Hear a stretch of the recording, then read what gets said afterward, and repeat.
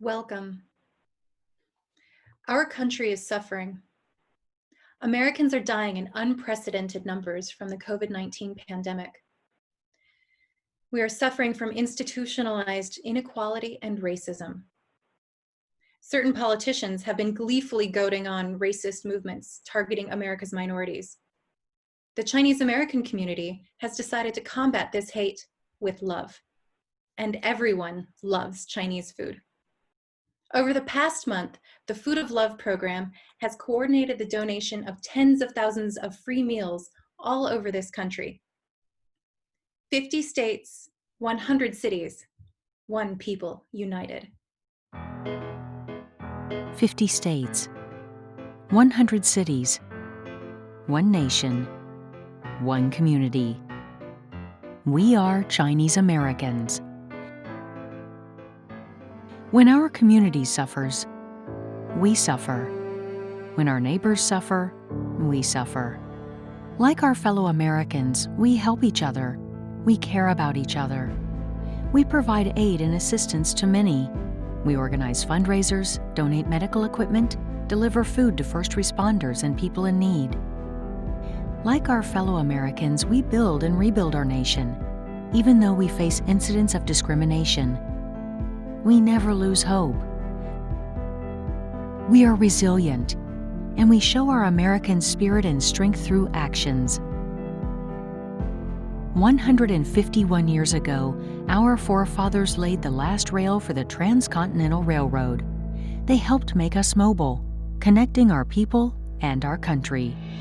Today, we launch another project that connects communities. Coming this May 10th, from coast to coast, from sea to shining sea, in 50 states, in 100 cities, our restaurants will prepare free food for fellow Americans. Our communities will deliver hot meals to homeless shelters and soup kitchens, and we will spread our love across this great nation.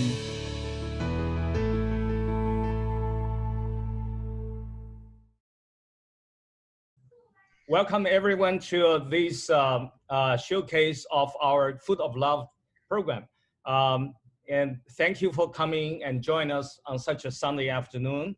I just want to have one big news to announce that the mission has been accomplished. 100 cities, 50 states, one people united. We actually hit 130 cities rather than just 100.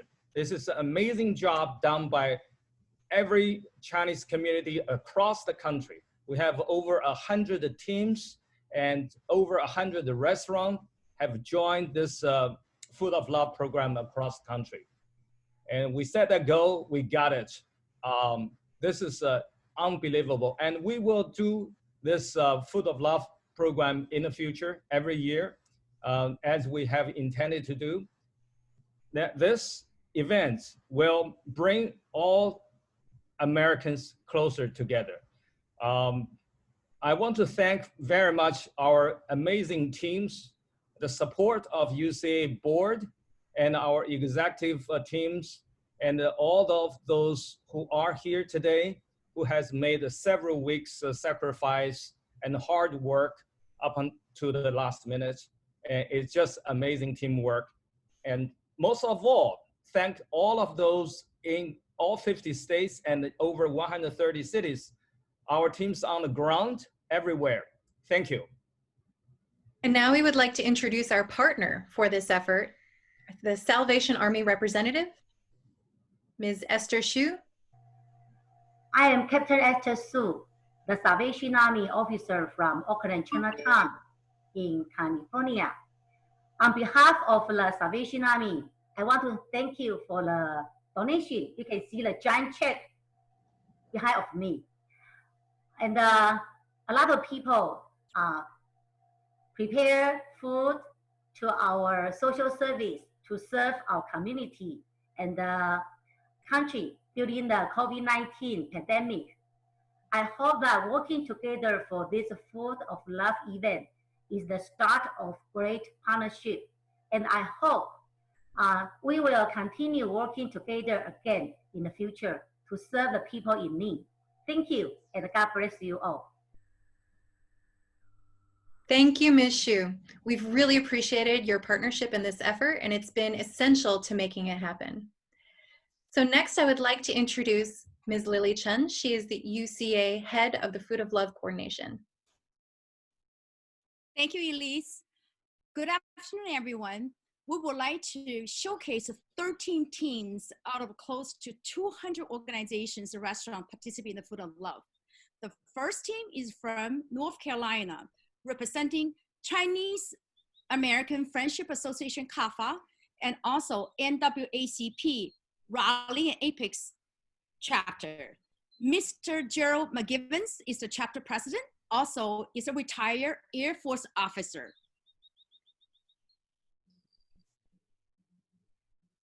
You need to, Good afternoon, everyone. By the end of this conference, I hope we will all say to each other, I've got your back. This past month, the Chinese American Friendship Association of North Carolina and the Raleigh Apex NAACP have had each other's back.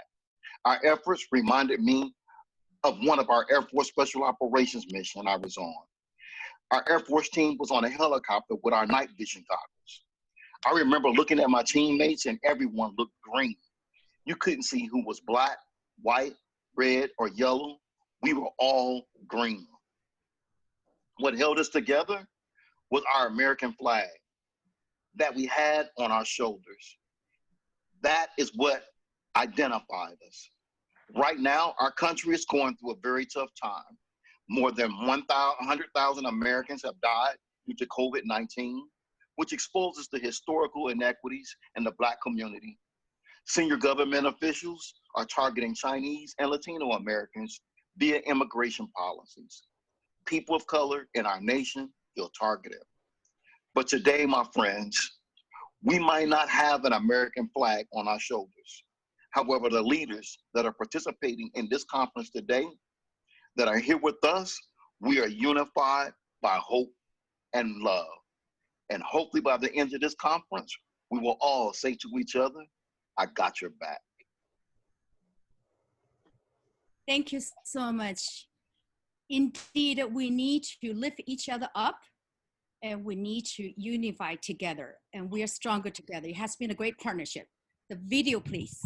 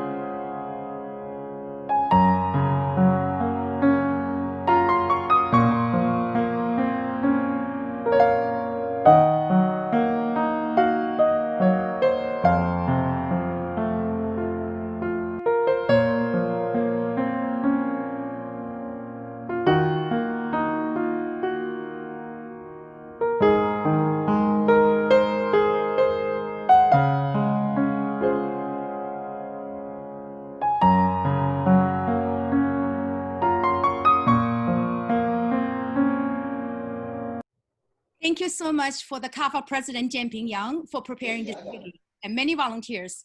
Next, we're going to introduce amazing youth team from Ohio.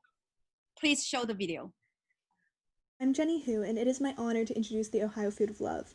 Working as secretary for Xiaojie Zavon, the fundraising chair of Cincinnati's team, I coordinated meetings, prepared flyers, and consolidated donation information. Throughout the event, I witnessed a group of brilliant, passionate Chinese American leaders taking a stand to combat the coronavirus. We produced effective results practically overnight, raising $9,000 and helping countless individuals. This event is a clear demonstration of the powerful impact that is made when Chinese Americans old and young work together to serve the community. Next is Katie Wong. My name is Katie Wong, and I'm a board member of Satsia Papa Youth Chapter. As soon as we heard about the exciting event, we fundraised $3,000. We ended up delivering more than 600 hot meals to homeless shelters, schools, and senior homes. I participated in all the food deliveries and organized a donation of school supplies to send with food to the kids. Through this event, I truly understand the slogan of the Food of Love. One people united. We are united. Like Gandhi says, the day power of love overrules the love of power, the world will know peace. Next speaker we have is Claire Mo. Fortunate enough to be able to donate $1,000 to this great cause from the money I've earned from tennis coaching and tutoring. With all of the different things money could be spent on, donating it to this felt the most fulfilling. Seeing how many people are struggling in my own community from the coronavirus really affected me. I'm grateful that I was able to help give food to those in need and see the community come together. This event was a great example of the capabilities of our generation and the differences we can make despite our age. Next is Jimmy Zhou. Throughout these past few weeks, it has been amazing to see how the Chinese American community has come together in the midst of a pandemic. I had the chance to donate and deliver food at a local women's shelter. I got to personally serve hundreds of plates of food to women and even share a slice of cake with them. It was amazing to see the impact that I had on these women's lives. I am proud to have been a part of the Ohio Food for Love Day. I encourage everyone to take steps to make an impact on your own community. The Ohio team was able to accomplish so much with over $14,000 of food donated to multiple organizations across Ohio. We want to give a huge shout out to our OCAA Chairman Vincent Wang for everything he has done for us. Thank you. Hi, thank you so much for the amazing youth team from Ohio. Although for some technical issues, we couldn't see the video, but we hear your beautiful voices and you have practiced so hard. Thank you so much. Next team is gonna be from Portland, Oregon, Mr. Hardy Lee. Can we share the slide, please? And by the way, okay, go ahead, Hardy. Thank you. Hello, my name is Hardy Lee from the Chinese Friendship Association of Portland. We representing the entire Oregon Chinese community for this great donation. First of all, I would like to start, next please. Yeah, I would like to start with this quick TV report. Local shelters. The Oregon Chinese American community partnered with the Salvation Army today to provide 400 meals to its shelters throughout the metro area. This was the delivery at Silvercrest Residence in Northeast Portland this afternoon. Yeah, well, great event started from great planning and execution. For this particular donation, we started from very high profile and expectation and set very high goals. We partnered with the mainstream organization, the Salvation Army. We did a great outreach and marketing together with the Army. And since that was a Mother's Day, we identified 4 women's shelter and the veteran and family center for the donations. Next. And as an ongoing PPE donation effort, we just extended this effort with over 25 some local Chinese community organizations, along with the Intel Global Chinese Employee Network. Next. And one of the key efforts was working very closely with the Salvation Army to well-prepared materials in order to get the attraction from the community as well as the media. Next. And this picture is showing some of the donation at various sites. Again, 2 of those donation sites was a very group of a special needed women. Next. And these slides just summarize how much attractions we have from the TV medias and also the social medias. And as on the list here, we have 2 of those TV news station reported a total of 8 different time periods within 2 days. And here's just some captures of the social media's attention to the project. Next. Are we done with this slide? Thank you so much, Hardy, for your wonderful job. It's amazing indeed. Next team is from Huntsville, Alabama, and here is the video. Please show the video. Hello everyone, My name is Yi Jia. I'm from Huntsville, Alabama. I'm a medical doctor here. Thanks to the Huntsville Chinese Association, I have this opportunity to share our story of food of love during the pandemic. Initially, hospital needs PPE. I asked out for help. The local Chinese community responded rapidly. They donated over $50,000 value PPE to multiple hospitals. Later, they want to bring food to hospital. I know the system. So my daughter decorated flowers. I brought the flowers to over 20 nurse stations to spread the word. On the actual day of the event, my 12-year son Andy called over 5 nurse stations to tell them to come to pick up the food. The food is delicious. Everybody is happy. Next, you will see some pictures taken during the event. Thank you. 今天是 big day.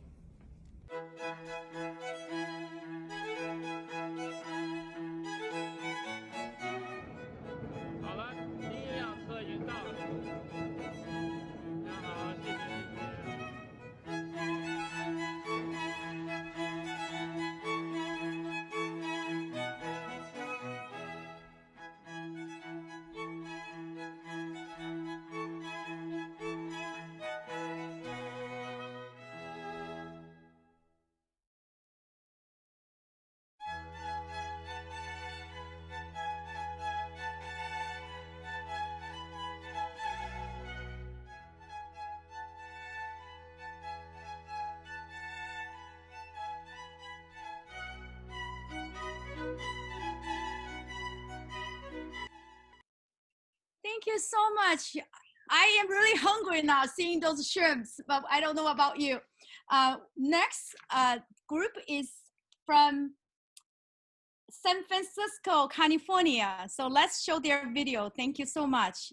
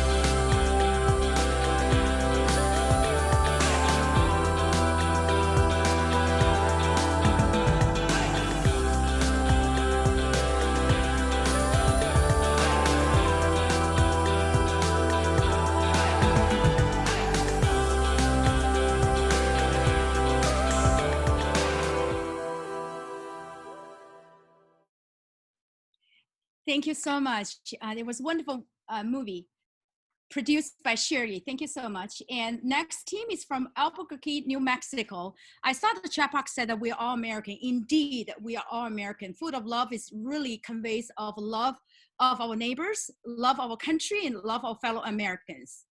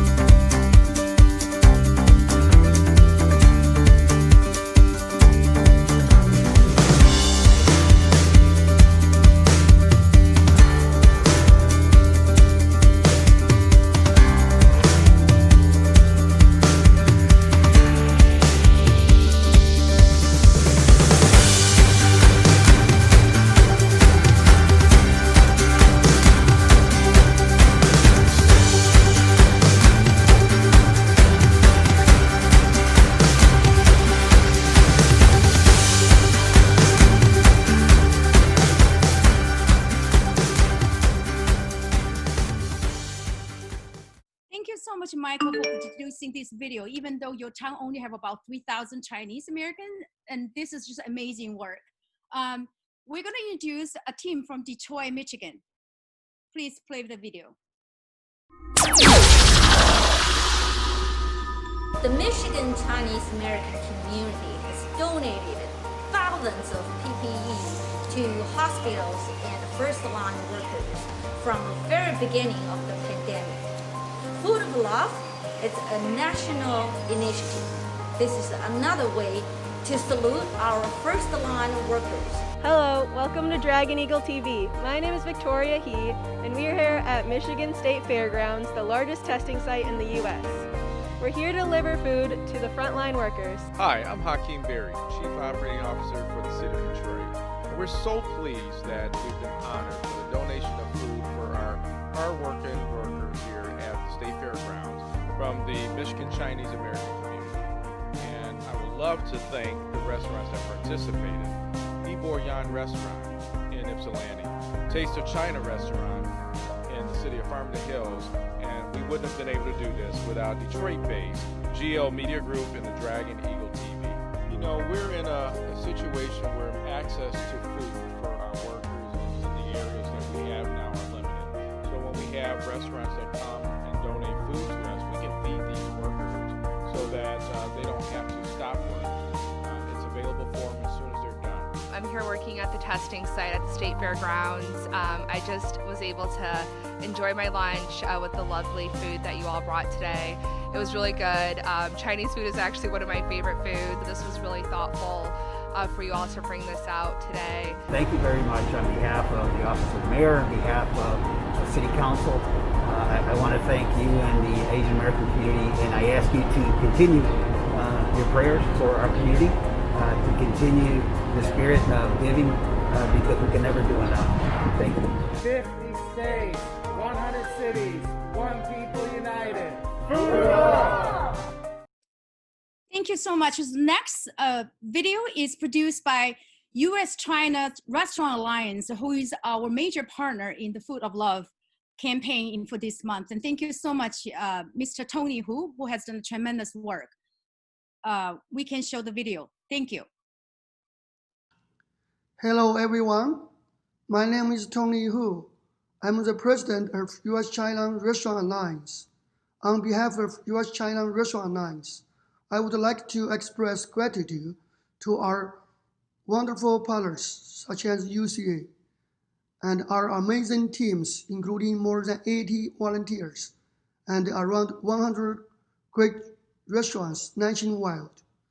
From March 2020 to present, U.S.-China Restaurant Alliance members, including but not limited to Lao Sichuan restaurants, Grand Triple Crowns, Tiamo Boba Bar, Northern Test, Gopher Food, Lao Ma Kitchen, Yummy Yummy Noodles from Chicago, Junzi Restaurants Group from New York, Sichuan Cuisines from Michigan, La Mei's Groups, Kung Fu Fish, Mengjiang Tiger, Yuan's Braised Chicken Rice from California, Bo-Oiling Chinese Restaurants from Kansas, Hulan Restaurants, Mala Sichuan Bistro from Houston, Sichuan Chinese Restaurant from Texas, Chengdu 7, Sichuan Cuisines, Shanghai Dumplings, Taipei 101 China Cafe from North Carolina, Rose Garden from Minnesota, Taste from Indiana, China Jet Hong Kong Cafe from Washington, D.C., Sichuan House from Iowa,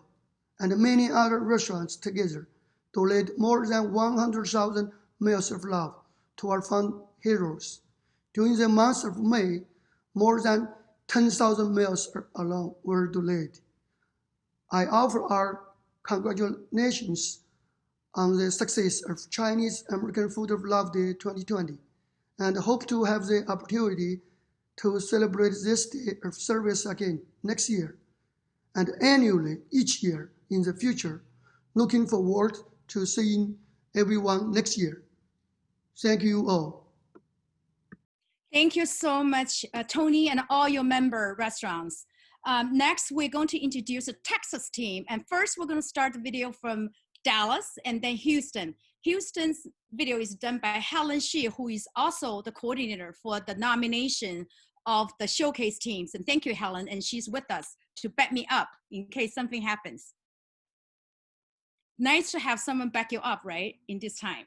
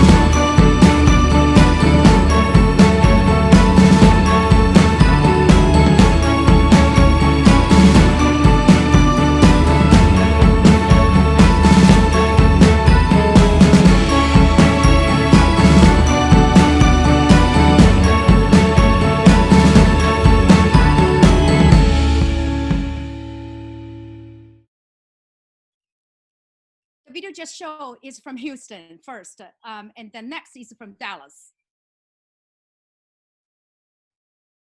Dallas's movie is produced by Jian Xie, and thank you so much for not only producing your own video and also all the other videos.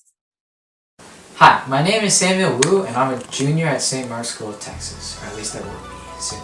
Our youth group throughout this pandemic, and since the beginning of this pandemic really, has been helping design flyers. We've been raising funds. We've been running bake sales with cookies, which taste absolutely delicious if I do say so myself. And we've also been hand making and distributing masks, and we have been since the beginning of the pandemic due to COVID-19. And we are working hard to help the frontline health workers and those in need during these times and during the Asian Pacific American Heritage Month. With over 50 volunteers for this Food of Love project, the Asian Culture and Education Society USA and the participating restaurants for the Food of Love project have donated around 1,100 meals to people in need. In fact, our Youth Council donated over 100 meals and 700 masks to the Veterans Affairs Dallas, North Texas, HCS, on this very Memorial Day weekend. Thank you. Next, we're going to show the team from Las Vegas. Vegas Food of Love was organized by a couple of individual volunteers. The participating restaurant China Mama donated a major portion of the food despite their business suffering from the pandemic. This show video is prepared by Maria Jiang. Thank you so much. Joy Guo is our UCA board member for coordinating the effort. Go ahead.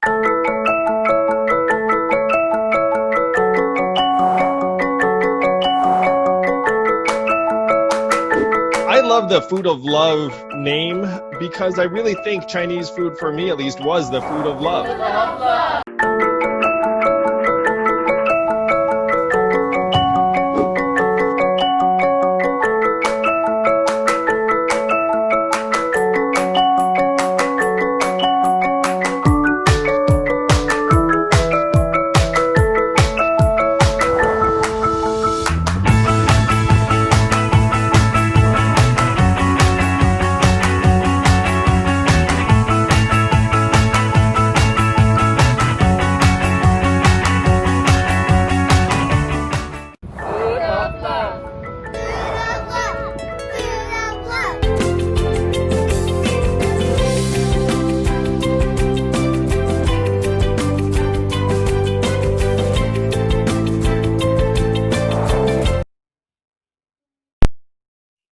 So much for this wonderful video, and we love the Yang Gangs. Love that.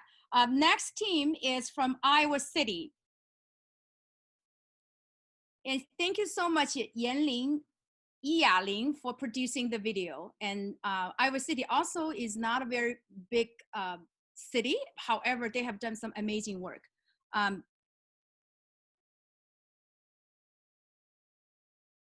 Iowa City. Iowa City. Iowa City. Iowa City Area Chinese Association.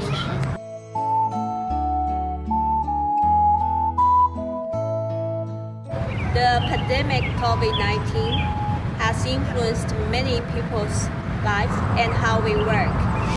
When the local community needs help, Iowa City City Area Chinese Association has jumped in to help.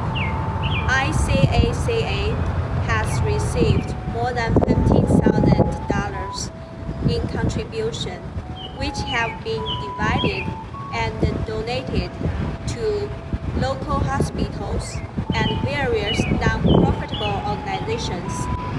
May is an Asian Pacific month.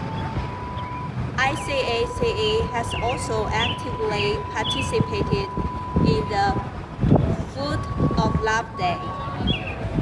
With the local Chinese restaurants' help, ICACA has donated 120 hot meals to Coralville Community Food Pantry and the Iowa City Pension Food Pantry. Thanks to the 4 local mediums for following and reporting these 2 donations. The pandemic has not ended. ICACA will continue to focus on those vulnerable groups with food crisis and be a part to help with local community.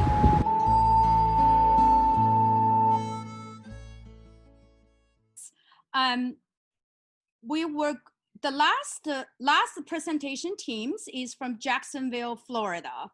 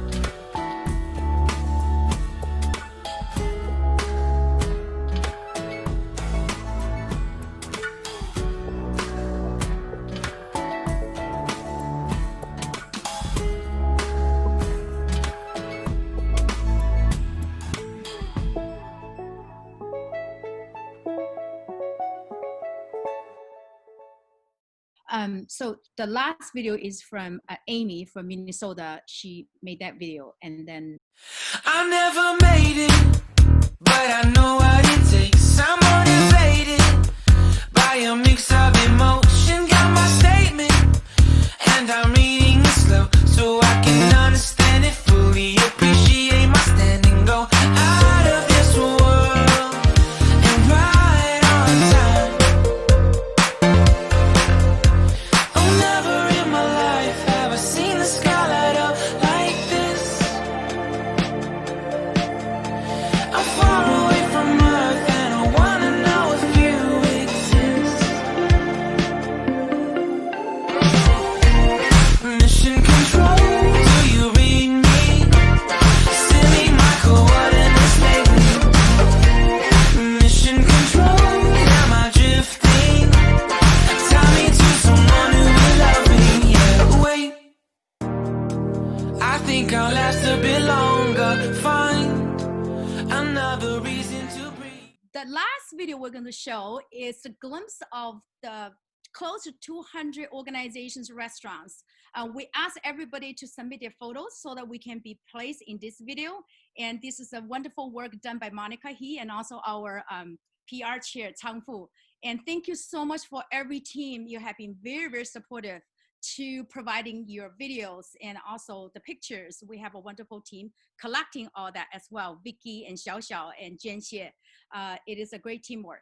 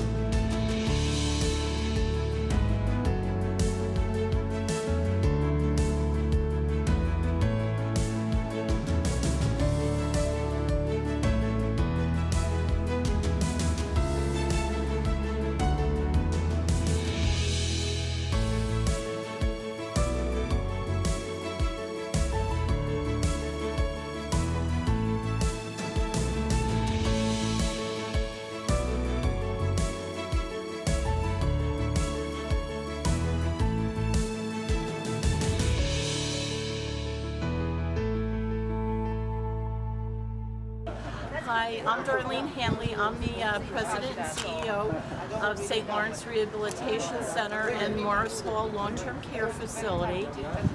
We appreciate everything that the Chinese community is doing for us with donating personal protective equipment and now today food. We're so grateful for our Chinese community in Mason. The Food of Love provided us lunch, over 300 meals for all our residents. Thank you so much. This is amazing. This is really good. Thank you for the donation. Appreciate it. Food of Love, 50 states, 100 cities, one people, united. Thank you so much. And it is just simply amazing. I think through this program, Food of Love, we convey, as we listen to the second panel discussions, really convey our love of justice and love of equality, and as well as a love of building coalition and humanity. So while we can celebrate a little bit with this Food of Love triumph, and I hope we can do it again next year, we also need to take a moment to address some more somber issues. As I'm sure you know, at this time of crisis, history has called upon us to reach out across communities, to hold hands and stand up and force America, through kindness, hopefully, through peaceful protest, hopefully, but with concrete steps. What can we do to make America live up to its ideals? So in the next portion, after our break, we'll have the UCA president, Haipei Xu, invite several panelists to have a discussion on this issue. See you momentarily. Congressman, Congresswoman Meng from Queens. Yeah, hi, Congresswoman. This is you guys have is NAACP President Derek Johnson here. I know he has some last minute thing given what has happening in the country. A lot of people is needing his time. This is yeah. Thank you for being here with us, Mr. Johnson. Thank you for your time. I know that you have been demanded a lot of your time just right now. So so some of you may stay a little bit shorter than planned. We understand. And how about Helen Zia is here? Our community's best journalist and activist for decades. That's not an easy task. And how about Mr. David Harris of American Jewish Committee? Oh, hi, Mr. Davis. Thank you for your sharing your time with us. And we have been with the agency for many years in Washington, D.C., doing a lot of things together. So this is a strengthened and relationship because of this pandemic. And also, I will have David Bernstein of hi, David of Jewish Council for Public Affairs. My new friend, but our good neighbor. I hope I'm not missing anybody. Yeah, let's jump right into this. I want to change the order a little bit. I would like to give your opening remark as your closing remark, because I'm a little bit worried that some of you might have to leave early on. So whatever you want to say to our audience of nearly 1,000 people today, you're welcome to do that. But just let me say this. Let me make a very quick introduction of UCA. We are mostly immigrant-based community. We started about 3 years ago. We are a federation with many community partners across the country. At this point, our focus is civic engagement, our next generation, and political participation in this country.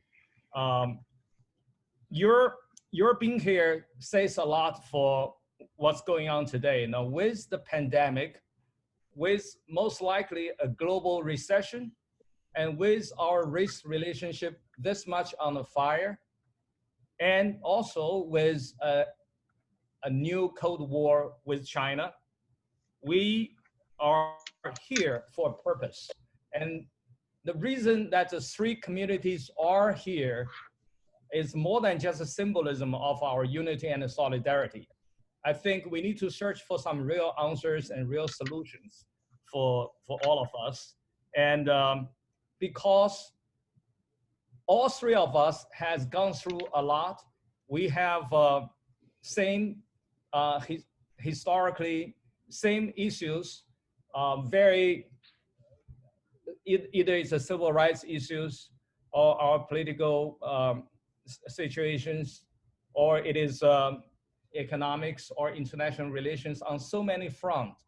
The African American community, the Jewish community, and the Chinese American community share the same destiny. That's why, and that's a fantastic foundation for us to work together. I'm going to opening up to the six of you to say whether you can give opening remarks instead of a closing remark. Thank you for the last minute change. Yeah, I will start with Congressman Bobby Scott. Well, thank you very much, Hape. It's certainly a pleasure to be with you today. I've been joined by my colleague, Grace Ming, and bring you greetings from CAPAC, the Congressional Asian and Pacific American Caucus. Judy Chu is our distinguished president. As you've indicated, there are a lot of issues that we have to work together on. We're in the middle of a pandemic where people of color are disproportionately impacted. We're in the middle of public discussion and protests against the death of George Floyd. Discrimination is widespread. There's so much going on that we need to work together. We're not going to solve these problems individually. We have to solve them together. And that's why it's so important to come together. In Congress, we have what's called the Tri-Caucus, the Black Caucus, Hispanic Caucus, and CAPAC. And we work together to try to solve the problems of the day. But we're in the midst of turmoil, and by working together, I think we're much more likely to come through. So Hape, thank you for the opportunity to be with you today.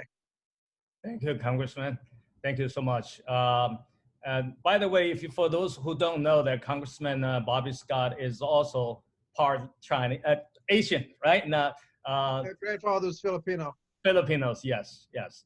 So he really knows the two worlds very well together. So that's the best we can rely on in this time of crisis. Now, Congressman Grace Meng, I don't need to introduce you. Everybody knows you here. Hi, everyone. Thank you, Hape and UCA, for bringing us all together. You know, I don't think that when you were planning this, you knew yet the heart and the pain that our communities were feeling around the country.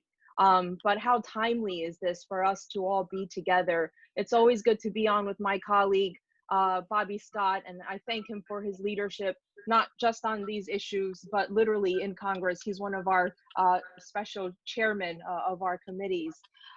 You know, I want to give a little history, if I may. I know a lot of you, but I wanted to give you a little bit history in light of circumstances around the country of myself as an Asian American and my work and alliance with communities like the Black community and the Jewish community.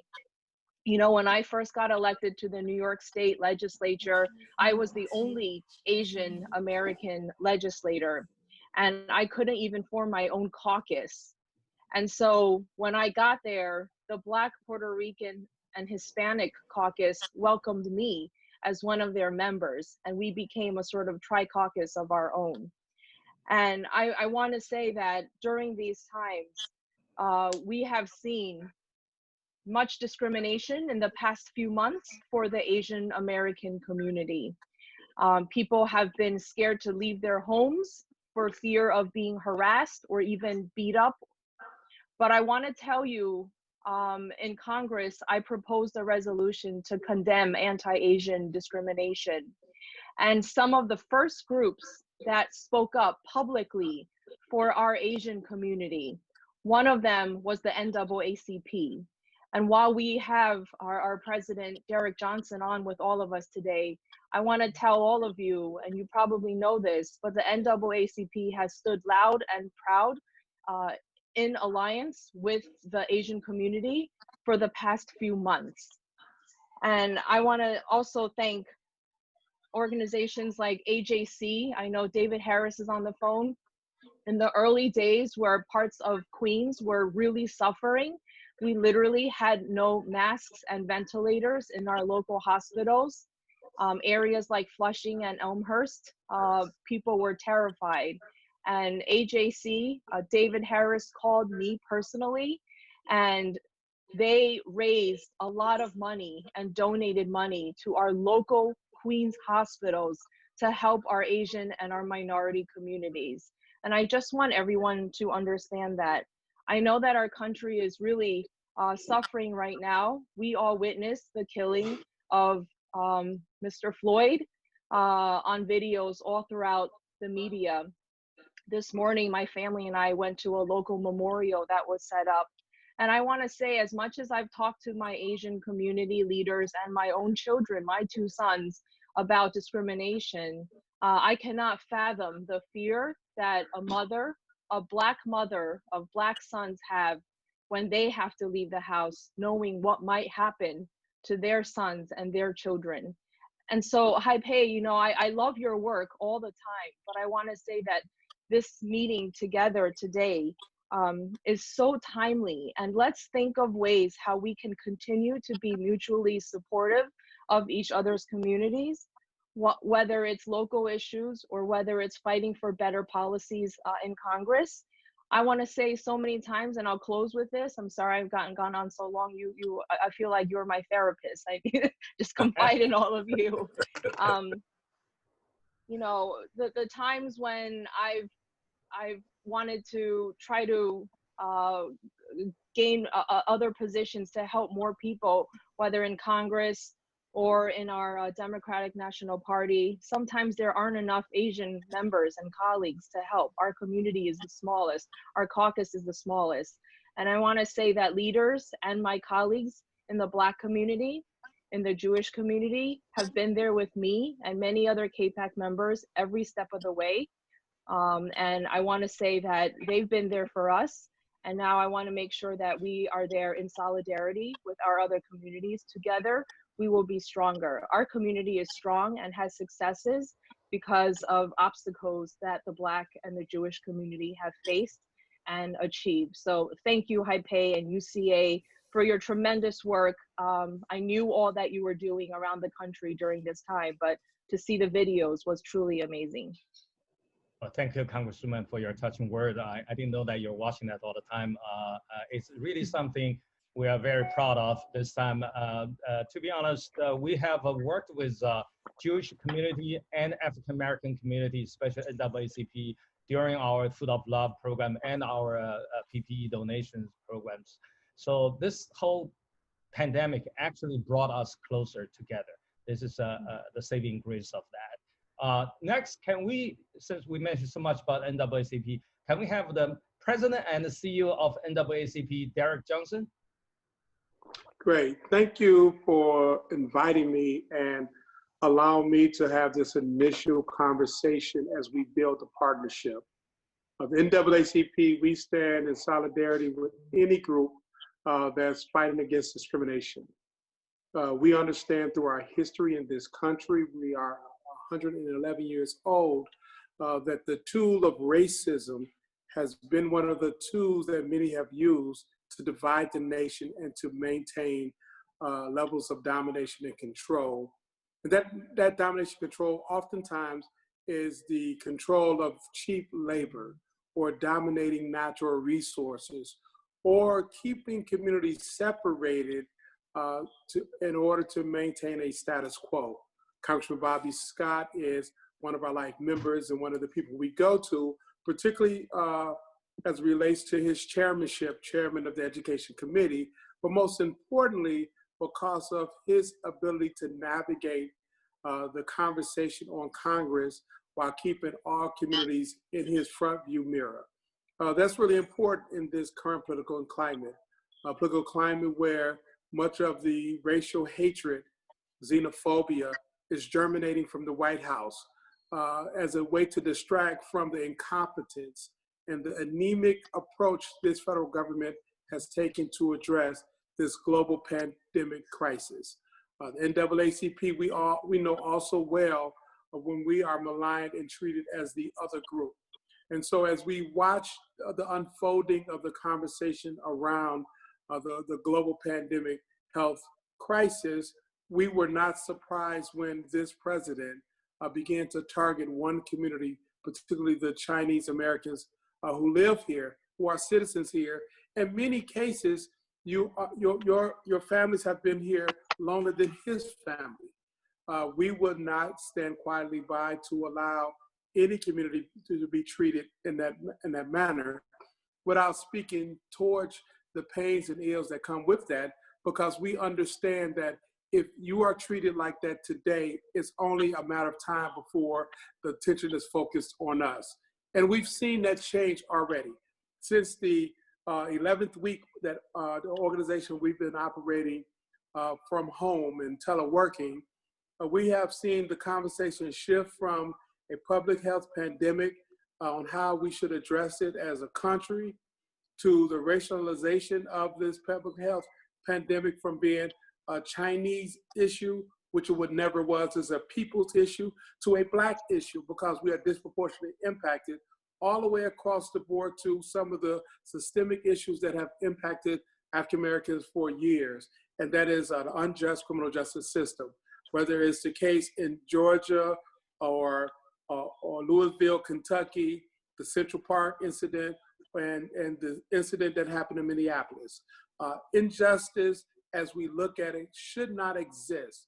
It's our turn today, it could be your turn tomorrow, but it's all of our terms to have an ongoing dialogue, to build strength across communities, to understand that when people try to create otherness, whether it's based on race or region or through xenophobia, we must stand up united to fight against it. So I am grateful to be invited as a part of this conversation. I look forward to the next steps as we must partner to move forward to make this democracy work for everyone and for everyone to feel their sense of ownership in this process and not be victimized by it. Thank you very much. And unfortunately, I will have to jump off because of what's taking place across the country. But me leaving is not a sign of my commitment for our unity. It is the urgency of the moment. So thank you for this opportunity. Thank you, Mr. Johnson, for your touching words. We will work together in any other form and manner and ways. We will overcome together.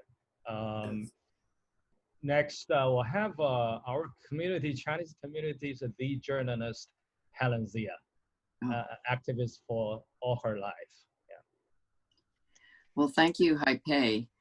I have to say, when UCA and Haipei Xu asked me to join this very, very esteemed panel a couple weeks ago, we were to celebrate the month-long efforts of UCA and Chinese Americans to show solidarity and build unity in the face of this terrible pandemic and this rising wave of anti-Chinese and anti-Asian hate.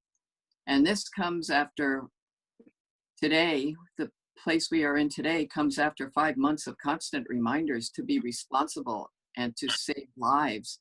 And now it's apparent to the whole world that some lives don't matter in this wealthiest and most powerful country.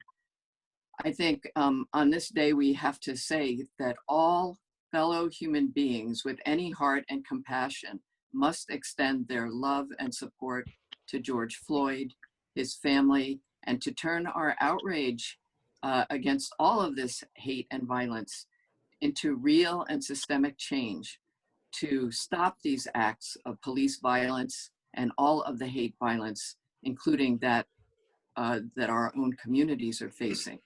We have to join together and collectively stop the hate.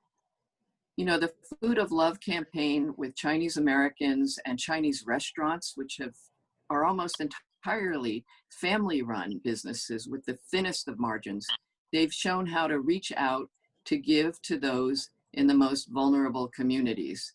It also has been taking place at a time of pandemic, a pandemic of anti-Asian hate that's been spreading across the globe. All Asians who look Chinese have been living in a state of alarm. And of course, our South Asian, our Muslim, our Middle Eastern sisters and brothers have been living under the cloud of hate for 20 years now after 9/11. I'm speaking to you from Oakland, California. And for the last 2 nights in Oakland and many other cities, there's been an uprising of anger and outrage at the police killing of George Floyd. And it has swept through my city. Many storefronts have been damaged, including family-owned Chinese businesses in Chinatown. So as an activist and a writer, I've been pointing out that hate and violence, even when it's targeting one group at a particular time, it really is like a virus too. It spreads out. That anger spills over and the violence grows. And so we've also seen a rise in hate crimes against Jewish people, against LGBT people, a growth of domestic violence around the world against Black and Brown people. And so I guess I also want to say that these times require honesty. We have to acknowledge within our communities that divisions and prejudice does exist. It exists in our Asian American communities toward Black people. And also we know that there is prejudice against Asian people within the Black community. And it causes me great pain and sadness to see that these divisions, some of which I think have been deliberately created politically to build a wedge between our communities, that these have led to misunderstanding, distrust, and mutual intolerance. And, you know, so this is where I think as a writer of history, we have to remind ourselves constantly that people of conscience of all races and religions, if we can come together, then we can stop the hate. We have to remember always that this has happened before. We have come together before. Black, brown, yellow, red, and white. We've come together of all religions to take on racism and hate violence in the past. I mean, we could go back way into history and note how during the Chinese Exclusion Act, when that was happening, it was actually African Americans like W.E.B. Du Bois and the first African American senator in Congress who stood up and said the Chinese Exclusion Act is wrong. There was only one vote against that in Congress, and that was by an African American senator. You know, in more recent times, we can look to the Vincent Chin case and see how in 1982 in Detroit, when a Chinese American man was killed for looking Japanese, that the NAACP, the Black community within Detroit, the Jewish community, and people from all religions and all walks of life came together to support our very small Asian American community then. And so there are many times we can look back to a point where we have all been fighting together. There's a movie out now about the civil rights movement and the march across the Pettus Bridge in Selma.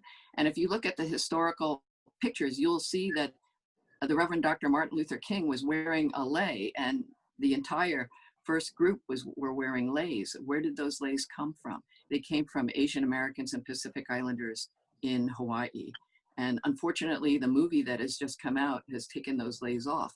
But we cannot let what I call Asian Americans go MIH, missing in history or missing in society, because that too is a form of racism. And so we have to stand up and not allow these wedges to drive us against each other. And because it's only when we come together, America is reaching that point where people of color are going to be in the majority. And if we bring people of color and people of conscience together, like UCA is doing today, That is how we are going to overcome the rising tide of hate, how we're going to overcome the COVID-19 pandemic. And that's how we can bring our communities into a better world than what we were before this happened and what had the conditions that led to this point. So if there's one thing all of us can do, it's to take the learnings that we have through this Food of Love campaign and trying to understand why we are here today and what has happened with the Asian American community before, as well as all of our communities that we have come together before. If we can each take that learning and talk about it, learn more, share it with our families, share it with our networks, talk to our communities and hold our officials and authorities accountable, that's how we're going to overcome the problems that we face. And together we can. And not only that, together we must. So thank you for having me here today, and UCA for all of the great work you're doing. We have to continue with this to the future. Well, thank you, Helen. Yeah, thank you for your lifelong dedication to the cause of Vincent Chan. For those of you who have watched the PBS lately Asian American Experience, that wonderful TV series, if there's a young lady look like Helen, it is Helen. So just younger, much younger. Yeah. Now, next we'll have my great friend, my great neighbor, David Bernstein of Jewish Council on Public Affairs. Thank you, David, for being with us.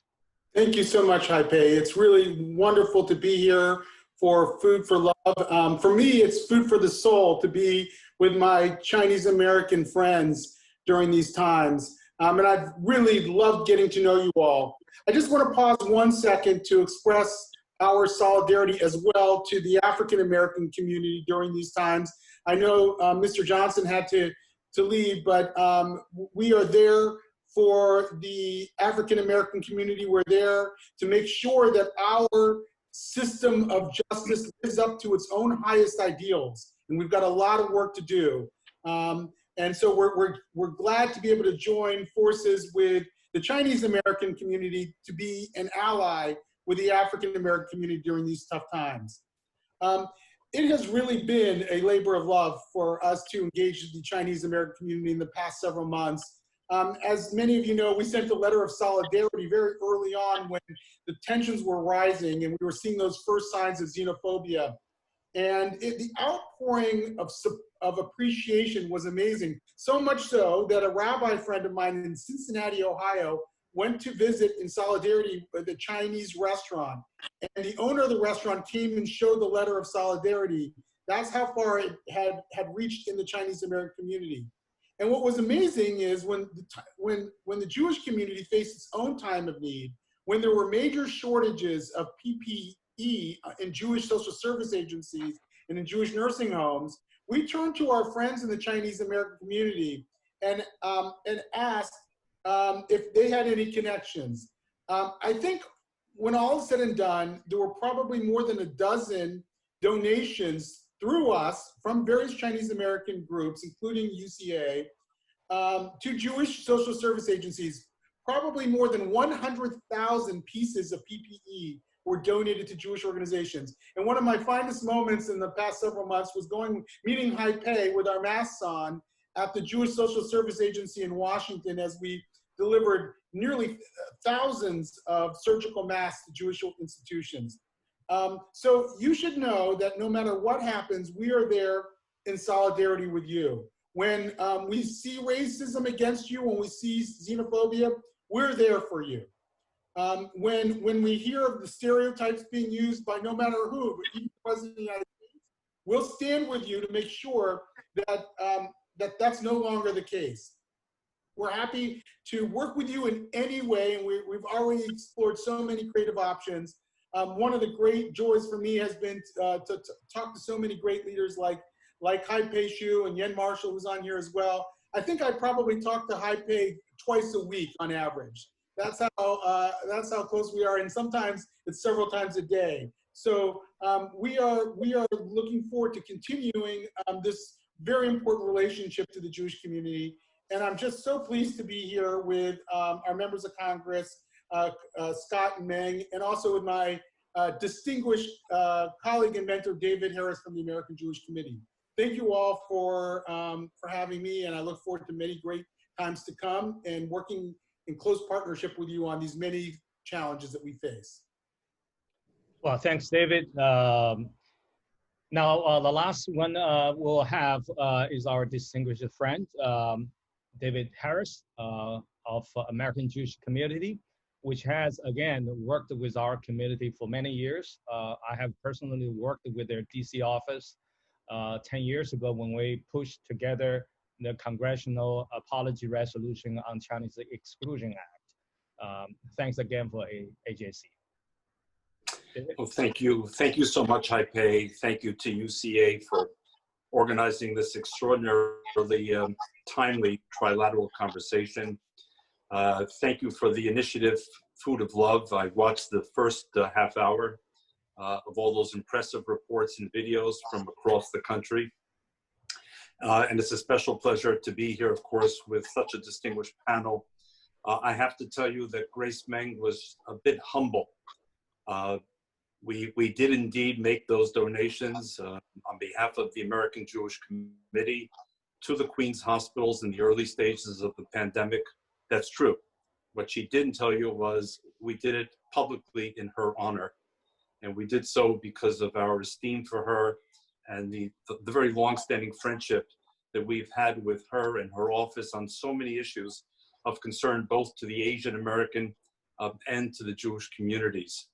And of course, it's an honor to be in the presence of Congressman Scott and the president of the NAACP and such a distinguished Chinese American journalist, and my longtime friend and colleague, David Bernstein. I grew up in a home where I can vividly recall when I was 10 years old in 1959, my parents taking a road trip from New York, where we lived, to Florida. They went by themselves. And when they came back, I was obviously curious to know not only what they had seen, but what they might have brought me. And what they brought me was shock. You see, both of my parents were survivors of the Holocaust in Europe. Both of them had found refuge in America. My mother, unusually during the war, after 17 months in hiding in France from the Nazis, and my father after the war, and a very long story. But for them, America was home and haven and refuge. But when they drove to Florida in 1959, they were appalled that once they passed Washington, D.C., heading south, they encountered structural and systemic segregation. They encountered separate facilities for white guests and black guests, separate swimming pools, separate water fountains. They couldn't believe that in this country that had given them a welcome, this kind of racism and discrimination still existed. I'll never forget their return to home and what they told me. And they shared with me the fact that just as they had been blessed to come to this country, by the way, a country that has not always been welcoming to Jews, that so too must their son, I, also commit to fulfilling the promise of this country for all of its citizens, not just for some. Indeed, for those who visited the Liberty Bell in Philadelphia, that iconic symbol of America, what does it say on the Liberty Bell? It says, proclaim liberty unto the land and all the inhabitants thereof. Where do those words come from? They actually come from the Hebrew Bible, from the book of Leviticus. Proclaim liberty unto the land. That's the promise and that's the challenge of America. And we've made a lot of strides, certainly since my parents' trip in 1959. Certainly, and I say this as the nonpartisan in the election of the first African-American president in 2008 and his re-election in 2012. And certainly in the growing pluralism and inclusion of America across the board. But, and we've seen it most recently in recent months, we've seen the targeting of Asian Americans. Indeed, Haipei will remember, Grace Meng will remember, that the very first public program that AJC had during this pandemic period was with the two of them. We wanted to convey our solidarity to them in front of the thousands and thousands of people who joined us on Facebook Live and on Zoom, and tell them we stand with you. An attack on you is an attack on America and all of us. We will stand together in the face of that attack. And so we understand the work that has to be done. In fact, this pandemic, not surprisingly for us as Jews, also brought about conspiracy theories that said, wait a second, if there's some kind of crisis like this, the Jews must somehow be connected. In fact, some of you may have seen a recent poll from Great Britain that said 20% of people in Britain believe that Jews are behind the coronavirus. And then, of course, most recently on the 25th of May, we saw the shocking 8 minutes and 46 seconds of video of people in uniform representing the authority of the city, the country, suffocating to death George Floyd. A reminder, a painful reminder that racism and discrimination are still not over and ended in this country. There is a lot of work to be done. So Haipei, I say to all of us on this call, to the three communities that you have brought together, we have an agenda. That agenda is to make sure that we fulfill the promise of America for all, not for some. That we continue to stand against xenophobia, whether it's against African Americans, Asian Americans, Jews, or others, because an assault on any of us is an assault on all of us. That we continue to fight the forces of xenophobia. I can tell you, having a son who's a frontline physician in one of the big city hospitals, Grace Jacobi Medical Center in the Bronx, which is the equivalent of Elmhurst in Queens, I can tell you that if it were not for immigration to this country, that our healthcare system would collapse overnight. If we didn't have those teams, all of them behind that PPE, where patients can't even tell who's helping me, Asian, African American, Latino, Jewish, white, gay, straight, who can tell? Who cares? All people want is quality healthcare. All they want is attention. That's what my son is offering. That's what his teammates are offering as doctors and nurses and technicians. That represents the best of America. We have to capture that best of America. And we have to be reminded in these days that the demonic forces that are trying to divide and polarize and fracture us are going to meet in us an immutable force that not only will stand against them, but will ultimately triumph in our vision, not their vision, our vision of an America that indeed proclaims and fulfills liberty unto this land and all the inhabitants thereof. Thank you, David. Let me say this. We must work together, and we must find some real way, very concrete steps to work together. Now, we are running a little bit late. I hope you will find some time for me to ask you 2 rounds more questions, just 2 rounds more. Basically, each of you have 2 questions. And then we can end the official part of this. But we will hang out with a lot of people for a little while. And in an informal session, we can have some question and answers for those of you who can find time to stay longer with us. Now, what my question for you is this. Lately, the Chinese American community has gone through a lot. On the one hand, we have experienced and witnessed this increase of anti-Asian, anti-Chinese sentiments, a lot of incidents across the country. That's mostly from our society. But on the other hand, the Chinese community has also been very much subject to the governmental more or extra scrutiny or possibly even racial profiling on our community, especially on our scientific engineering community. Now, I understand, and we have a lot of problem with China, and we have many things we do not agree with the way China has conducting its business. But there is a right way and there's a wrong way to do things to address those issues.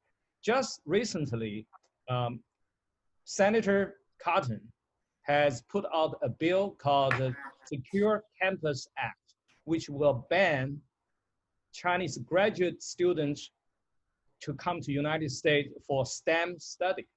Now, I want to tell you that for people who are attending this meeting today, I would guess 80% of them come to this country with a STEM a visa for graduate studies, myself included, but I'm not in STEM. But most of my friends, most of the UCA members are science and engineering track people. They all came with that visas. So Senator Cotton wants to ban all of that. And also on the same day, Senator Rick Scott of Florida said on Fox TV that every Chinese citizen is a communist spy. Now, there's no sense to be a spy in China by a Chinese citizen, right? So that only what implies is a Chinese citizen or Chinese national in this country is, every one of them is a communist spy. Those kind of rhetoric, just last week, our ambassador and former Senator Max Baucus, ambassador to China, who came back a few years ago, he said that he feels like Washington, D.C., United States, has already entered into McCarthy period when it comes to relationship with China, meaning nobody dare to speak up anymore, even if they feel it's a wrong thing that's happening. He even said that remind him of Hitler's Germany in the mid-30s, when things went wrong, people dare not to speak up, and we all know the rest.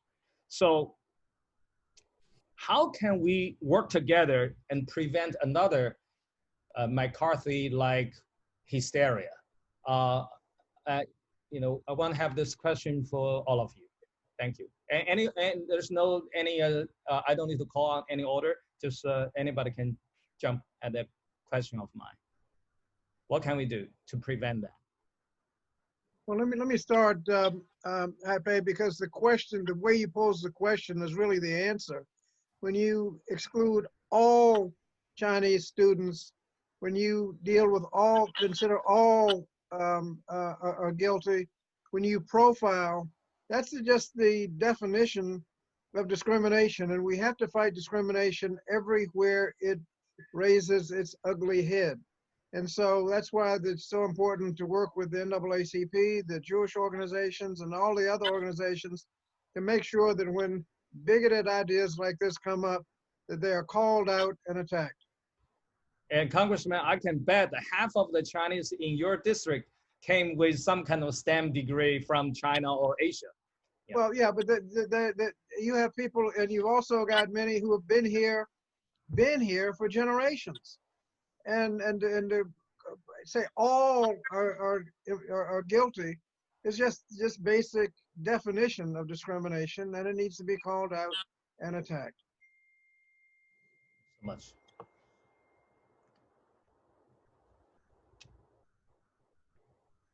Anyone else?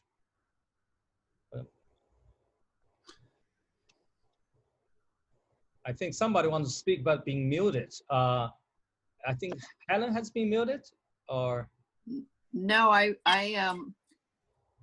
wanted to defer to my, the members of Congress and others who want to speak. I think many of you know that I wrote a book with Wen-Ho Lee about his experience of being singled out and targeted as a nuclear physicist at one of our national labs, Los Alamos National Labs, a number of years ago. But I would just like to reemphasize what Congressman Short just said, which is that it is coming out and speaking together about these things.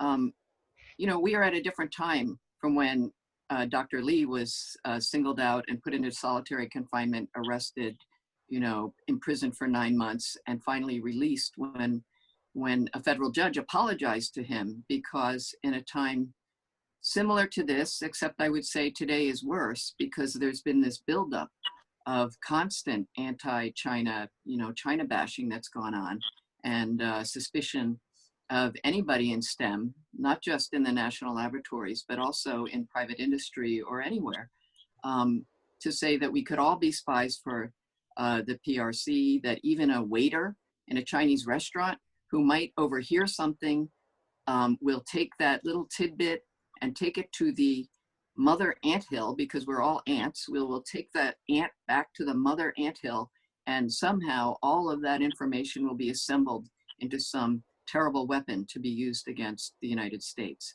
And that's the kind of thing that the federal judge apologized to Wen-Ho Lee about.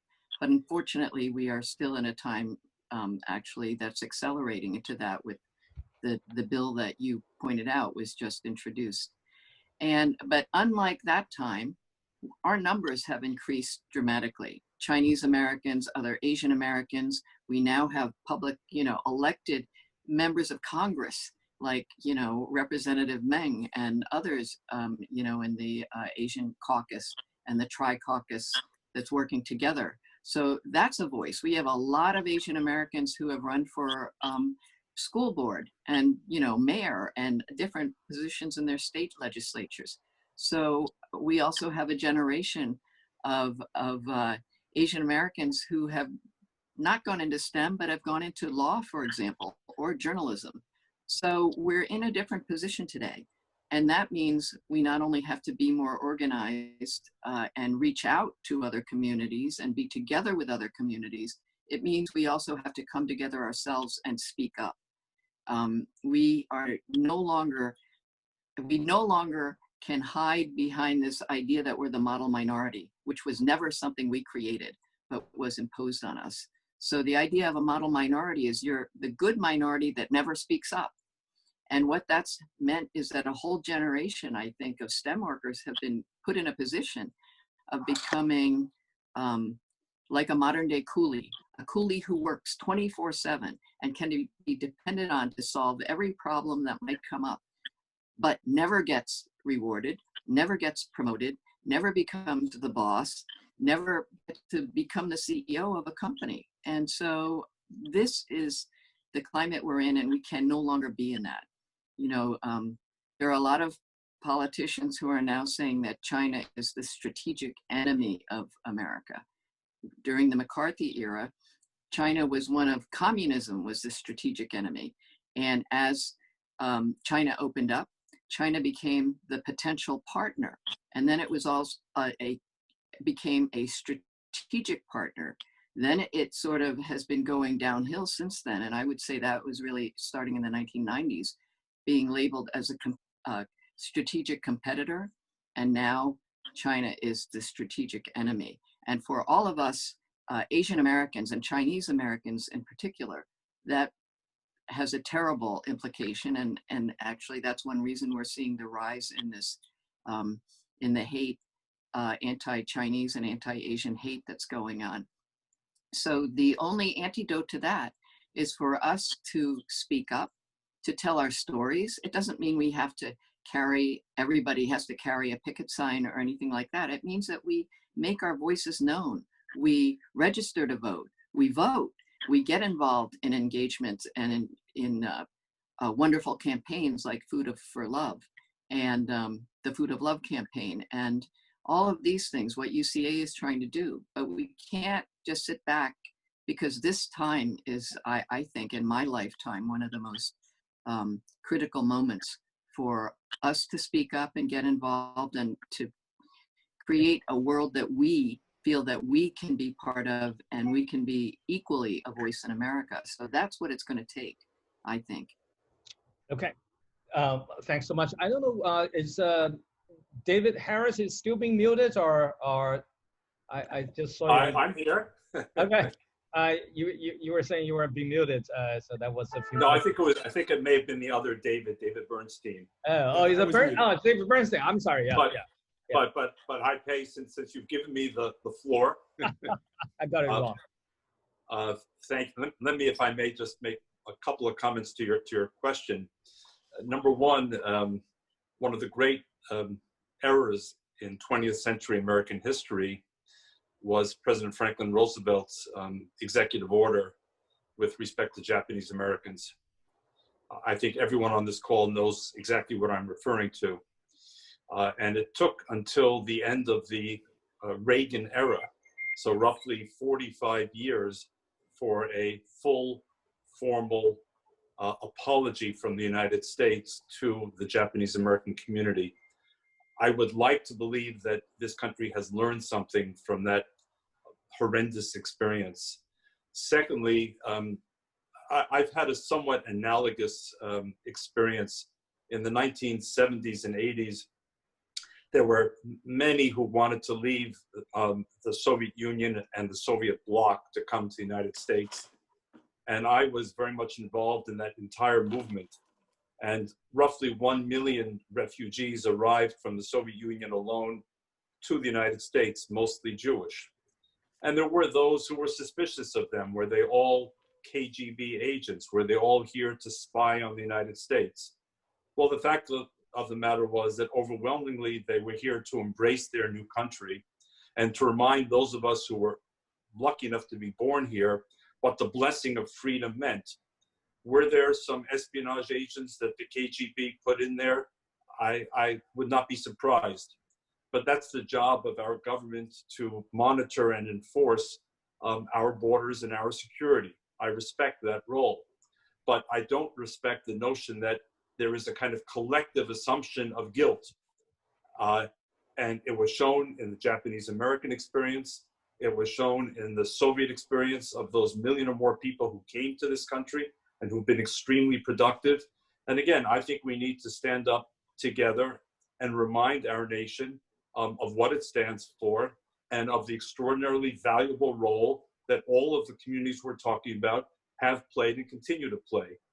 And are we going to cut off all students from China to the United States? I think that would be a mistake. Students should come here. They should see America for themselves. They should form their own judgments. And by the way, if we have smart immigration policy, then some of those STEM graduates with a PhD from MIT and Caltech and Stanford might even be encouraged to stay here and contribute to this country to make it an even better country. If you don't mind, I'd like to also address the question. You know, you raised this charge that we in the Jewish community are quite familiar with. It's the canard of dual loyalty. I know you often call it doing science while Chinese. One thing I've learned in doing this work for many years is that the people who hear our concerns may not be familiar with them at the outset. About a year ago, one member of Congress unfortunately used this dual loyalty charge against the American Jewish community. And one thing I found is when we responded to it as vigorously as we did, many were not sure why that would be considered anti-Semitism.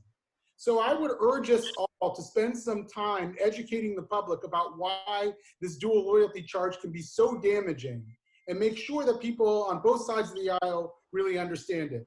And speaking of both sides of the aisle, it is absolutely critical that we educate and engage both sides of the political aisle, that we don't allow whatever partisan instincts we might have to take over our advocacy work. It's going to take people on the Republican as well as the Democratic side of the political spectrum to speak out against anti-Chinese bigotry if we're going to make any dent here. We're going to have to really go full force to make sure that we have allies on that are willing to stand up for Jews and for Chinese and other minorities in this country. And that requires a lot of work. And that requires us to make sure that we're flexible enough to connect with both ideological camps. Lastly, I'm hoping that some of the most egregious sentiment that we're seeing that you cited, Hai Pei, in your question will pass with the election. I'm hoping that once the election takes place, the incentive for politicians to try to make this into a wedge issue will pass. And I look forward to a time when politicians won't even be tempted to use anti-Chinese sentiment as a wedge issue in this country? We are going to work together with the Jewish community and the African American community on those very, very big issues. But more specifically, I think we are going to count on our great friends and allies like Chairman Bobby Scott, Congresswoman Grace Meng, to be the frontline responder on a lot of those issues coming their way. Where they are in the position where they are today, our community can breathe a bit easier. Now, I don't know whether Congresswoman Meng is still with us or not. I know that she also has another commitment. She kind of squeezed this into the two. She's in the Queens, and that's the demand on her schedule is just unbelievable. I just know that. Now, actually, my last question here is that I know that, as just Helen said earlier, that the Chinese community and African American community, Jewish community, we have been working on and off, all this time for the last decades, at least ever since the civil rights movements. Although Asian community in those days are a tiny partner to that. Now with the growth of all of us, how can we work, figure out some concrete steps rather than, in my words, just holding hands, singing kumbayas? Can we move a little bit beyond that? Can we come up with some strategy? Can we, after this Zoom meeting, have some serious brainstorming? And this is such a crisis time. I have never seen the Chinese community this much worried, this much fearful for the future. This is a great country. We just cannot allow it to go down like that. So my question again to all of you, maybe we can start with Congressman and our Chairman Scott. Well, thank you, Haipei. There's working together, there's a lot that can be done. In many elections, the Asian vote in close elections can make the difference. And elections have consequences. We can see what we've been doing in response to the COVID-19 pandemic in Congress. We've been leading, and the response has been people-oriented. Usually when we have so-called bailouts, you just give the corporations a lot of money so that the stockholders get their dividends and the uppity-ups get their bonuses, but everybody else suffers. This is one of the first situations where people have actually been the beneficiary of most of the relief, the $1,200 checks, the unemployment compensation, where if you're on unemployment, you get $600 extra unemployment compensation, not only enhanced, but expanded to people who've never gotten unemployment compensation, education benefits, and the focus that we need to do more. We've got to make sure that we cover state and local shortfalls, because if they don't, they're going to be cutting essential services to people. So we need to make sure that we have elections, and as we deal with the COVID-19 pandemic, working together, we make sure that the people are first in line to get the relief, not the corporate stockholders and the corporate offices. There's a lot we can do, and like I said, the Asian community can be organized and make sure that on election day they're first in line. We need to work together in communities as we address problems. The Asian community and Jewish community have been there through the George Floyd situation and others. And as one community has a problem, if all of the communities work together to address it, we're much more likely to get a good solution. And so as we talk about not just what the problem is, but the solutions, one of the first strategies will be working together. And if you look at all of the communities of color, in probably a majority of the of the states, it'd be very difficult to win an election if that coalition was solid on one side of the scale.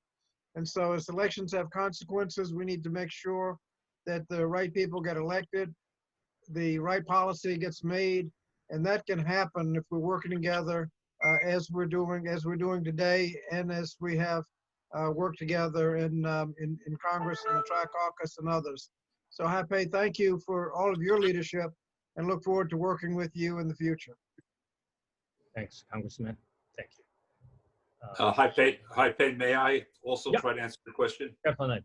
Yes, David. I hope your listeners understand that unlike Congressman Scott and Congressman Meng, representing the American Jewish Committee, I represent a nonpartisan organization. I see, for example, that a lot of the comments in the chat room are about who people should vote for, and I'm going to stay away from that. I worry about lots of things, but I worry about the glue that will hold this country together. If we're going to lurch back and forth from right to left and from left to right, we're somehow allowing the center of this country to vanish. And it's the center that has to hold this country together, in my judgment. So we need to restore a sense of civility, of consensus seeking, of compromise that brings us together rather than lurching from one side to the other, number one. Number two, more specifically, when we come down from the kumbaya level that you refer to, Hapei, we need to identify very specific areas of potential, not just cooperation, but collaboration. The American Jewish Committee has been in existence since 1906. We've been in the coalition building and friend-raising business for 114 years. And we've learned a lot from those experiences. But the central message is, it's not enough to simply speak about high-minded principles. We've got to get down and identify what are those legislative issues, whether on the local, county, state, or federal level, what are those issues where we should come together and work together, our shoulders to the wheel, next to each other? What are those issues? Obviously, that can't be sort of framed in a discussion of this size with 1,000 people. But I think, Hapei, in the days and weeks that follow, the NAACP, the UCA, the JCPA, the American Jewish Committee, and other like-minded groups need to have quiet, if you will, summits where we really zero in on 1, 2, maximum 3 priorities and work on them together, see them through. If we succeed, we move on to the next and the next. If we have 20 priorities, we'll get nothing done. If we have 2 or 3 priorities and we're laser-like, we have a very good chance with the strength represented on calls like this of achieving a lot. We've done it in the past. I have no doubt we can do it in the future. Very well said. Very well said. Hapei, can I make a comment? Because Go ahead, I was trying to be as nonpartisan as I could by not telling people who to vote for. But it's important to recognize that elections have consequences. And just looking at George Floyd, Baltimore and Chicago dealt with police misconduct by voting out the incumbent prosecutors who failed to bring charges. Ferguson, Missouri voted in enough city council members so that they could get a new police chief. This isn't a partisan question. It's just that elections have consequences, and if you use the election process, you can make changes. Now, we can get into, I have an opinion that I haven't expressed who we should vote for or which party you should vote for, but I think we have to recognize that as issues are joined, you have to use the electoral process, because after the election, it's too late for some of these issues to be addressed. No, Congressman, you have every right to tell people who to vote for. I don't. Not in this forum. Not in this forum. Well, I want to also add that too, to following what David just said, that UCA is also a nonpartisan organization, so we don't have any political agenda here beyond just addressing the dire need of our community. And therefore, I know that speaks same for David Bernstein, his organization too. Indeed. And NAACP. We just seeing how NAACP reacted to Joe Biden's remarks a few days ago. And there absolutely the center has to hold, and we are very much with that. I really appreciate what David has said, that we need to identify one or two issues that is really important, that is also can have the biggest consensus from our broad coalition of communities, and then just laser focused on those one or two issues. That is the way to go, I have to say. Yeah. Any other words on that? Concrete steps, things. Hi, Pei, please forgive me. I have to leave, but I can't leave without saying a huge thank you to UCA and to you for bringing us together. And I really, truly hope that this will be followed by that smaller, if you will, summit and identification of those issues where we can and must work together. So thank you to everyone for being on this call, and thank you for the privilege of being part of it. By all of them just now, maybe if somebody wants to, our panelists want to add a few more words on that, please do that. And just bear in mind, this is a question and answer session. We only budget about 10 minutes or so, so the answer should be short and then concise. Well, perhaps I can add a little bit to that question. What is something specific that everyone can do now to help this issue resolve itself? You know, one thing we might consider is doing a joint statement in solidarity with the African American community during this time. We're right now in the middle of doing our own statement. Wouldn't it be powerful if our communities joined voices and said something together about it, and about our commitment to civil rights? That's one possibility of something we could do now. I think that there might be a piece of legislation that comes out that we would want to jointly support, not just jointly support silently or even lobby for it, but to actually come out publicly and say, we support this legislation together. I think there's a lot of power in that, and it shows our coalition at work.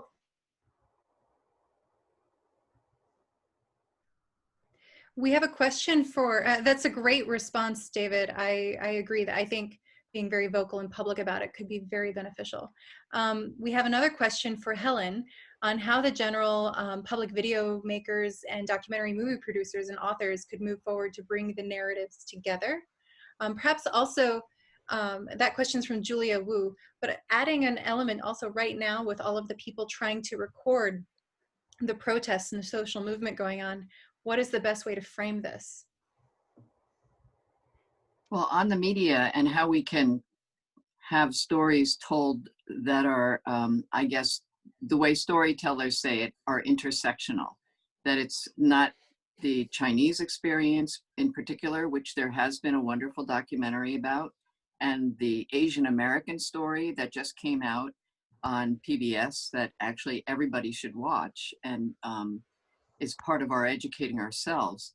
But there is a challenge in showing the more complex layering of how our communities really are all connected to each other. I mean, I've been thinking about, we're talking about Jewish communities, African American communities, and Asian communities. And in fact, we can all name people where there have been intermarriage. There are children of Black Asian, Asian Jewish, Black Jewish, friends that we have. And in fact, I know members of UCA who are Black Asian. And to be able to uplift those stories as well, because we are not all separate from each other. And here's the thing, in today's world, everybody who has a smartphone and has access to Wi-Fi and of course we recognize that there is a digital divide and not everybody does, but those of us who do actually have the capability of sharing stories and making those stories more complex. I think that the discussion and comments on how our communities can make a difference on a policy level, in a making of laws, coming out with 2 or 3 priorities, those are very important, and I agree with those 100%. For the individuals on what can I do about this with my families and my kids, and how do I prepare them for what we know is going to be coming with the opening up, with the presidential election, where both parties have declared that they are, made it clear they're going to attack China as one of the things, and the GOP has actually already put out a handbook saying that they're going to blame everything on China. Beyond that, that's the world that we're entering into as sheltering, in place lessens up. And so what each of us can do is tell our stories, our human selves more, be prepared, be aware to the idea that STEM workers are being more scrutinized, to be aware of your rights and where you can go to report things. There are a lot of things that we can each individually do, but chief among them to bring our communities together is to reach out as one-on-one, get to know people who work in the cubicle next door that we might not know better, or through our employee organizations, or through our community groups, our PTAs, and all of those things, to actually try to create programs or do something where we just reach out, or have somebody over for dinner that you might not have known so well, and to begin having those conversations. Because what we, especially as Asian Americans, find is we're all lumped together. Nobody, so many Americans can't even find Asia on a map, let alone China. Or they say, oh, you're from Taiwan. I love Thai food. I mean, these are the kind of things we hear over and over again. And the only way we're going to break that through all of this is to have it so people can see us as full human beings too. And we're the ones who are going to have to tell those stories. So whether it's through encouraging more stories done by mass media, or making that media ourselves or our kids by putting them on, TikTok or whatever. I mean, those are all ways of reaching out and having people get to know who we are. We have to tell our stories. We can't afford to be quiet anymore. So I think that's something we can all do. Absolutely, absolutely. Wonderful response.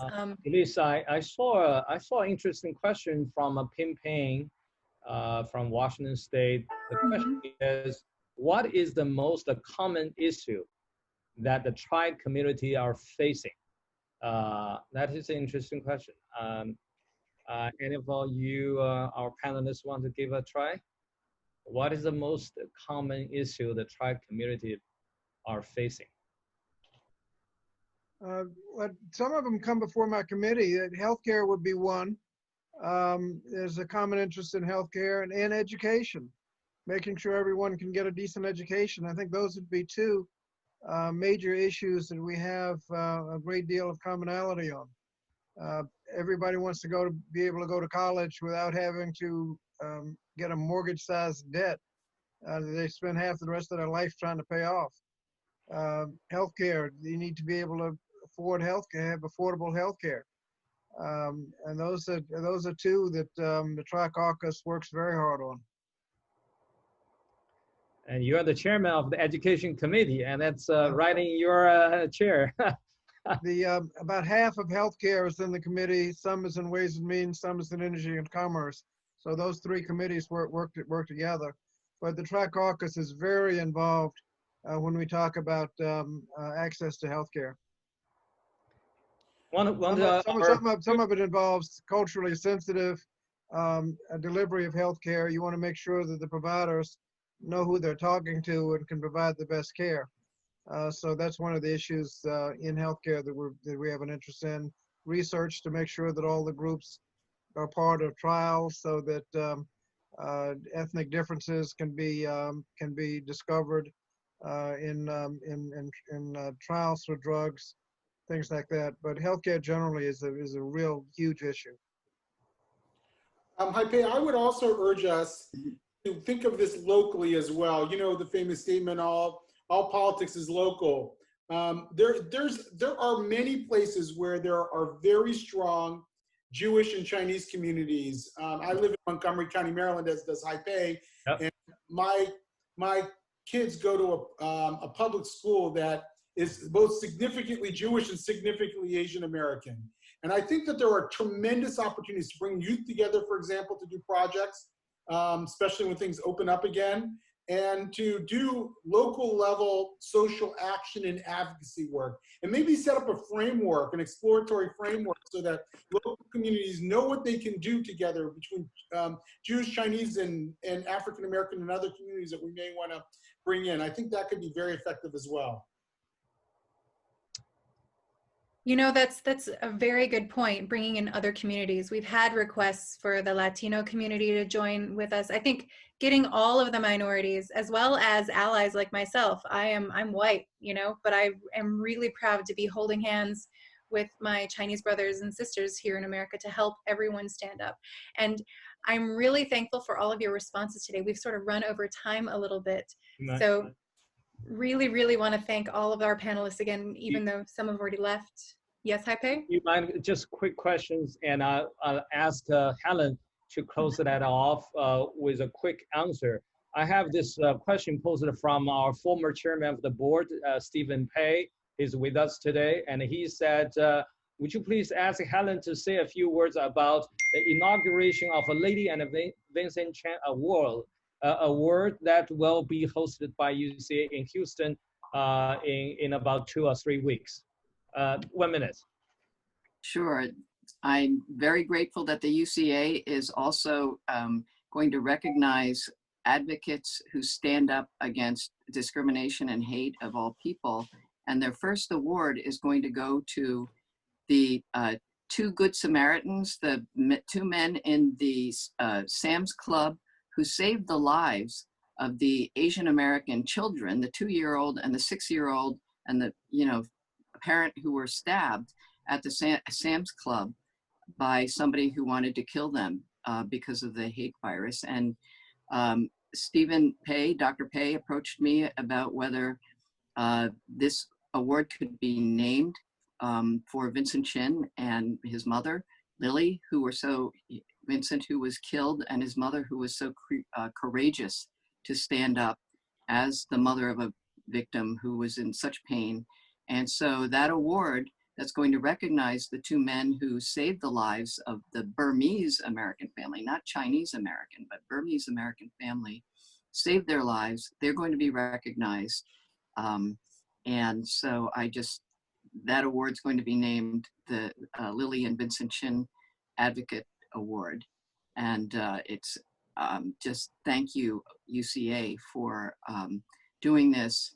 And as the executor for the estate of Lily and Vincent Chin, I think it's very appropriate to be having this name given to those advocates.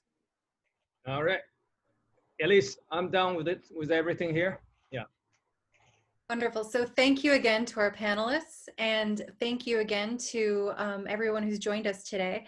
We had a little bit of technical difficulty earlier, so we're going to re-show the 2 or 3 videos that didn't work the first time around. And I look forward to being part of this roundtable where we can figure out some good concrete steps to move forward to get all of our communities to stand up and make America live up to its ideals.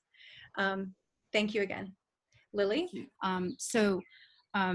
We was suggested by some of the team members to play this song. It's called the Raise Me Up.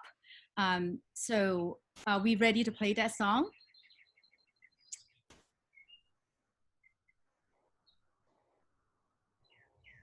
Donors, this is the our donation to the Salvation Army, but we already see that. Next one, go to the next one, next slide. Okay, here.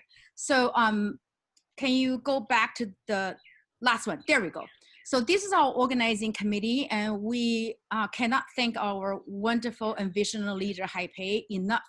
This Food of Love is his vision and also his tremendous dedication and love for our community. So thank you so much, Haipei, for your leadership. And we have Xiaojin, who already recognized you, and thank you for your restaurant alliance, all your restaurants, and Xiao Shirley as logistic coordinator, and Sui Wen, Xie Jian, and Fuzi for the t-shirt. Just tremendous amount of work. You are awesome team to work with. Chang Fu is our PR, the wonderful PR media kit, right?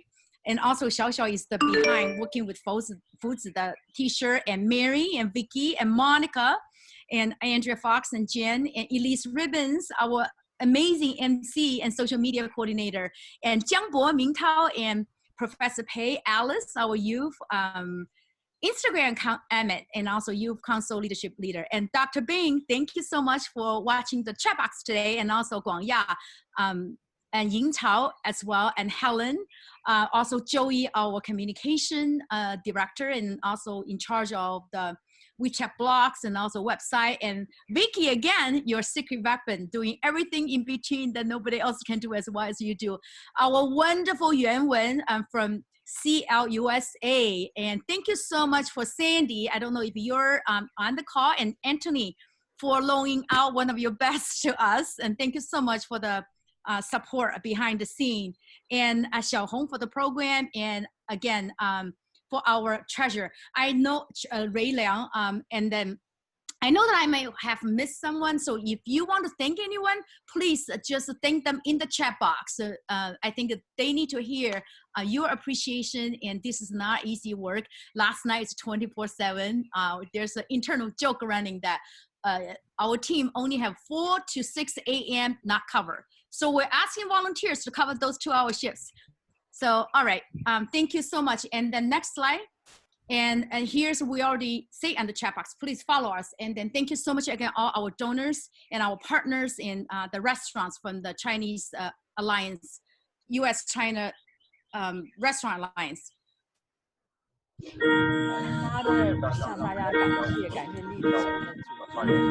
When I am down and oh my soul so weary, when troubles come